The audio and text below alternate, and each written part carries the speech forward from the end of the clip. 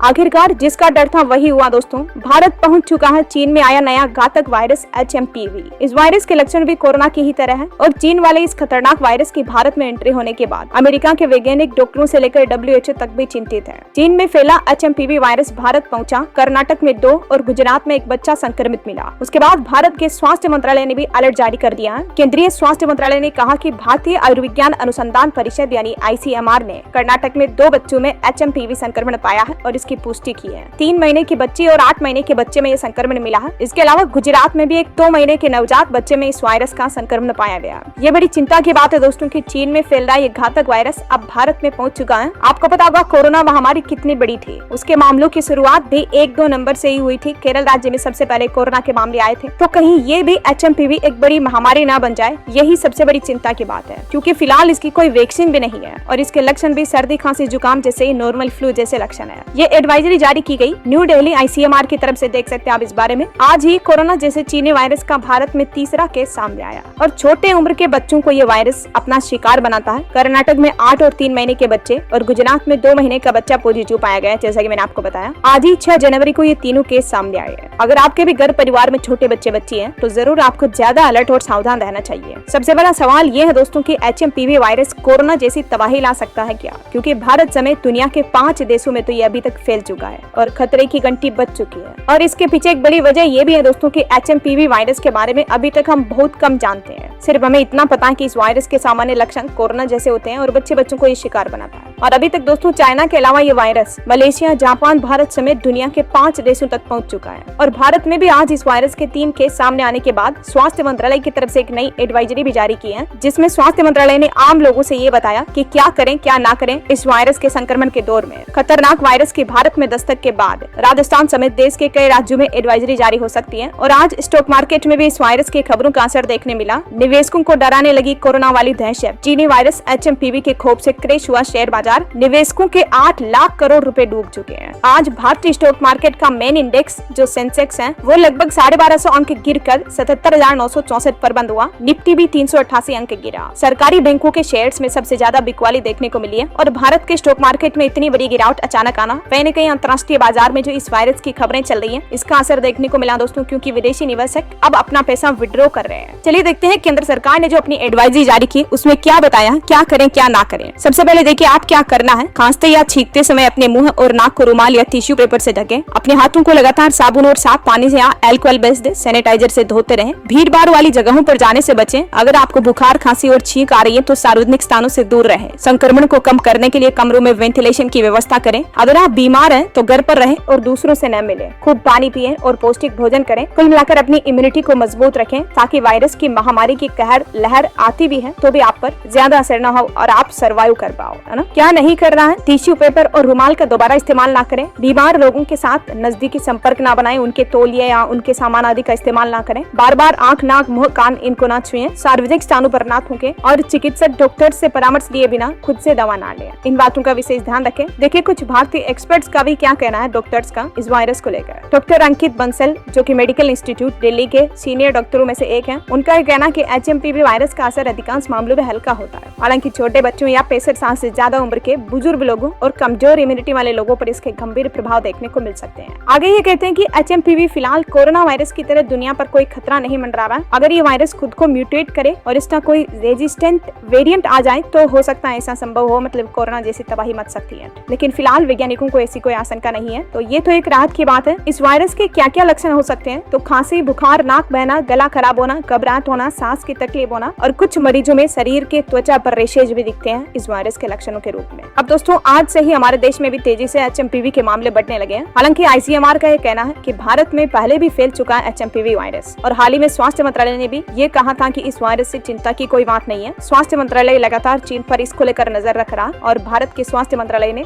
WHO से भी बातचीत की इस बारे में कि इस वायरस को लेकर अपडेट जारी करते रहे। तो ये दोस्तों आज चाइना के HMPV वायरस को लेकर लेटेस्ट न्यूज अपडेट। उम्मीद आपको जरूर जानने मिला होगा। वैसे आप कौन से राज्य में रहते हैं मुझे नीचे कमेंट करके बताइए।